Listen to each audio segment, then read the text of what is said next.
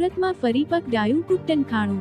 Uttarayan police દ્વારા એમટીસી મોલમાં બાતમીના આધારે ચાલતા કૂટણખાના પર કરાઈ રેડ।